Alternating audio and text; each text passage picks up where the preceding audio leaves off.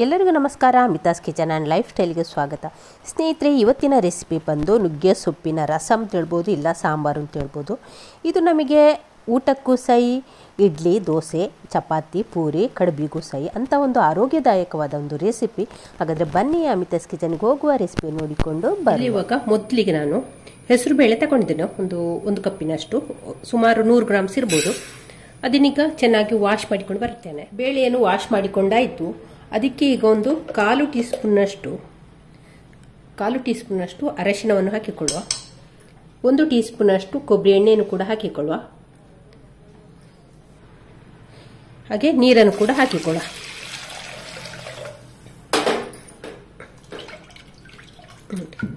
ಇದನ್ನೊಂದು 3 ವಿಶಿಲ್ ಕೂಗಿಸಿಕೊಂಡು ಬೇಯಿಸಿಕೊಂಡ್ರೆ ಆಯಿತು. ಬೇಳೆ ನೋಡಿ ಚೆನ್ನಾಗಿ ಬೆಂದಿದೆ. ಹೀಗೆ ಚೆನ್ನಾಗಿ ಬೆಂದಿರಬೇಕು, ಮೆತ್ತಗಾಗಬೇಕು ಬೇಳೆ, ಆ ರೀತಿ ಬೇಯಿಸಿಕೊಂಡ್ರೆ ಆಯಿತು. ಇವಾಗ ಇಲ್ಲೊಂದು ಮಣ್ಣಿನ ಮಡಿಕೆಯನ್ನು ಸ್ಟವ್ ಮೇಲೆ ಇಟ್ಟಿದ್ದೇನೆ. ಅದಕ್ಕೆ ಈಗ ಒಂದು 2 ಟೀ ಸ್ಪೂನಷ್ಟು ಕೊಬ್ಬರಿ ಎಣ್ಣೆಯನ್ನು ಹಾಕಿಕೊಳ್ಳುವ. ಯಾವುದೇ ಕುಕ್ಕಿಂಗ್ ಆಯಿಲ್ ಆಗ್ತದೆ. ಎಣ್ಣೆ ಕಾದ ನಂತರ ಸಾಸಿವೆಯನ್ನು ಹಾಕಿಕೊಳ್ಳುವ. ಸಾಸಿವೆಯನ್ನು ಚಟಪಟ ಅಂತ ಹೇಳಬೇಕು. ಸಾಸಿವೆ ಚಟಪಟ ಅಂತ ಹೇಳ್ತಾ ಉಂಟು. ಇವಾಗ ಬೆಳ್ಳುಳ್ಳಿಯನ್ನು ಹಾಕ್ತಿದ್ದೇನೆ, ಜಜ್ಜಿದಂತ 4 ಎಸಳು ಬೆಳ್ಳುಳ್ಳಿ. ಇಲ್ಲೊಂದು ಅರ್ಧ ಟೀ ಸ್ಪೂನಷ್ಟು ಜೀರಿಗೆಯನ್ನು ಕೂಡ ಹಾಕ್ತಾ ಇದ್ದೇನೆ. ಹಾಗೆ ಬೇವು ಸೊಪ್ಪನ್ನು ಕೂಡ ಹಾಕಿಕೊಳ್ಳುವ. ಕಟ್ ಮಾಡಿ ಹಾಕಿಕೊಳ್ಳ.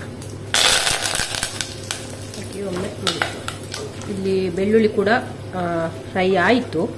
ಇವಾಗ ಇದಕ್ಕೆ 4 ಕಾಯಿ ಮೆಣಸನ್ನು ಹಾಕ್ತಾ ಇದ್ದೇನೆ. ಕಟ್ ಮಾಡಿದಂತೆ 2 ಕಾಯಿ ಮೆಣಸು, ಹಾಗೆ ಕಟ್ ಮಾಡಿಕೊಂಡಂತ 1 ಈರುಳ್ಳಿ ಹಾಕಿ ಒಮ್ಮೆ ಚೆನ್ನಾಗಿ ಫ್ರೈ ಮಾಡುವ. ಇಲ್ಲಿಗ 1 ಒಣಮೆಣಸನ್ನು ಕೂಡ ಕಟ್ ಮಾಡಿಕೊಂಡು ಹಾಕ್ತಾ ಇದ್ದೇನೆ. ಹಾಕಿ ಚೆನ್ನಾಗಿ ಫ್ರೈ ಮಾಡುವ. ಇವಾಗ ಈರುಳ್ಳಿ ಕೂಡ ಫ್ರೈ ಆಗ್ತಾ ಬಂತು. ಇವಾಗ ಒಂದು ಸ್ವಲ್ಪ ಇಂಗನ್ನು ಹಾಕಿಕೊಳ್ಳುವ. ಆನಂತರ ಇಲ್ಲಿ 1 ಟೊಮೆಟೊವನ್ನು ಕಟ್ ಮಾಡಿ ಇಟ್ಕೊಂಡಿದ್ದೇನೆ, ಅದನ್ನು ಕೂಡ ಈಗ ಸೇರಿಸ್ತಾ ಇದ್ದೇನೆ. ಟೊಮೆಟೊ ಇಲ್ಲಿ ಮೆತ್ತಗಾಗಬೇಕು, ಆ ರೀತಿ ಫ್ರೈ ಮಾಡಿಕೊಳ್ಳ. ಒಂದು ಅರ್ಧ ಟೀ ಸ್ಪೂನಷ್ಟು ಉಪ್ಪನ್ನು ಕೂಡ ಸೇರಿಸ್ತಾ ಇದ್ದೇನೆ. ಇಲ್ಲಿ ನಾನು ನುಗ್ಗೆ ಸೊಪ್ಪನ್ನು ಕ್ಲೀನ್ ಮಾಡಿ ತೊಳ್ಕೊಂಡು ಇಟ್ಟಿದ್ದೇನೆ. ಚೆನ್ನಾಗಿ ವಾಶ್ ಮಾಡಿ ನೀರನ್ನು ಸೋಸಿ ಇಟ್ಟುಕೊಂಡಿದ್ದೇನೆ. ಇಂಥ ನುಗ್ಗೆ ಸೊಪ್ಪನ್ನು ಇದಕ್ಕೆ ಹಾಕಿಕೊಳ್ಳುವ. ಈಗ ಹಾಕಿ ಒಮ್ಮೆ ಚೆನ್ನಾಗಿ ಮಿಕ್ಸ್ ಮಾಡುವ. ನುಗ್ಗೆ ಸೊಪ್ಪು ಬೇಗ ಬೇಯ್ತದೆ, ತುಂಬ ಟೈಮ್ ಏನು ಹಿಡ್ಕೊಳ್ಳೋದಿಲ್ಲ. ಇವಾಗ ಇಲ್ಲಿ ಮುಚ್ಚಳ ಮುಚ್ಚಿ, ಬೆಂಕಿಯನ್ನು ಸಿಮ್ಮಲ್ಲಿ ಇಟ್ಟುಕೊಂಡು ಮುಚ್ಚಳ ಮುಚ್ಚಿ ಸ್ವಲ್ಪ ಹೊತ್ತು ಬೇಯಿಸ್ಕೊಳ್ಳುವ. ಇವಾಗ ನೋಡಿ, ನುಗ್ಗೆ ಸೊಪ್ಪು ಬೇಯಿಸೋದು ಒಂದು 5 ನಿಮಿಷ ಆಗಿದೆ. ಬೆಂದಿದೆ ಕೂಡ, ಒಗ್ಗರಣೆಯಲ್ಲಿ ಬೇಗ ಬೇಯ್ತದೆ, ಬೆಂದಿದೆ ಕೂಡ. ಇವಾಗ ಇದಕ್ಕೆ ನಾನು ಸ್ವಲ್ಪ ಅರಶಿನವನ್ನು ಹಾಕಿಕೊಳ್ತಾ ಇದ್ದೇನೆ. ಹಾಗೆ ಒಂದು ಅರ್ಧ ಟೀ ಸ್ಪೂನಷ್ಟು ರೆಡ್ ಚಿಲ್ಲಿ ಪೌಡ್ರನ್ನು ಹಾಕ್ತಾ ಇದ್ದೇನೆ. ರುಚಿಗೆ ಆಗುವಷ್ಟು ಹುಡಿ ಹಾಕ್ತಾ ಇದ್ದೇನೆ. ಹುಣಸೆ ಹುಳಿ ರಸ ಸಹ ಹಾಕ್ಬೋದು. ಹಾಕಿ ಚೆನ್ನಾಗಿ ಮಿಕ್ಸ್ ಮಾಡಿ ಒಗ್ಗರಣೆಯಲ್ಲಿ ಒಂದು ಸ್ವಲ್ಪ ಚೆನ್ನಾಗಿ ಮಿಕ್ಸ್ ಆಗಿದೆ. ಸುಲಭವಾಗಿ ಮಾಡಿಕೊಳ್ಳುವಂಥ ಒಂದು ನುಗ್ಗೆ ಸೊಪ್ಪಿನ ರಸಮು, ನುಗ್ಗೆ ಸೊಪ್ಪಿನ ಸಾಂಬಾರು ಅಂತ ಹೇಳ್ಬೋದು. ಹಾಗೆ ಇವಾಗ ಇಲ್ಲಿ ಬೇಯಿಸಿಕೊಂಡಂಥ ಬೇಳೆಯನ್ನು ಇದಕ್ಕೆ ಸೇರಿಸಿಕೊಳ್ಳ.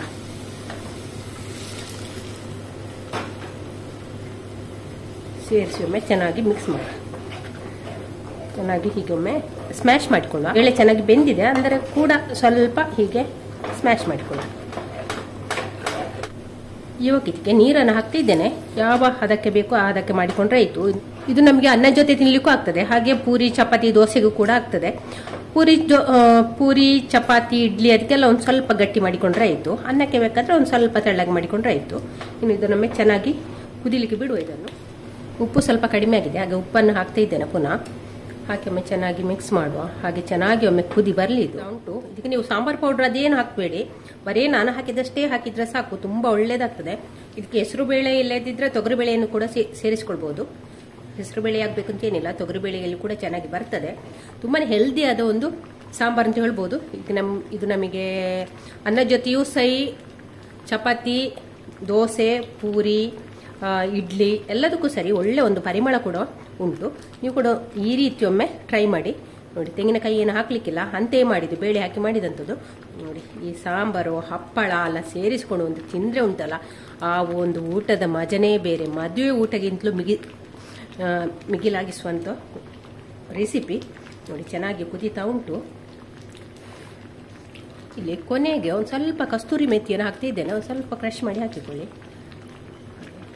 ಹಾಗೆ ಹಾಕಬೇಕು ಅಂತಲಿಲ್ಲ, ಹಾಕಿದರೆ ಒಂಥರ ಪರಿಮಳ ಬೇರೆ ಇರ್ತದೆ. ಹಾಗೆ ಇಷ್ಟಾದರೆ ಸಾಕು. ಈಗ ಸ್ಟವ್ ಆಫ್ ಮಾಡ್ತಾ ಇದ್ದೇನೆ.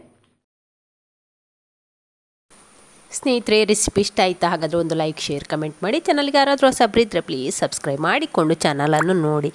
ನಾಳೆನ ಹೊಸ ಬ್ಲಾಗ್ ಅಥವಾ ರೆಸಿಪಿಯೊಂದಿಗೆ ಸಿಗೋಣ. ಅಲ್ಲಿವರೆಗೆ take care, bye bye. Thank you ಸ್ನೇಹಿತರೆ.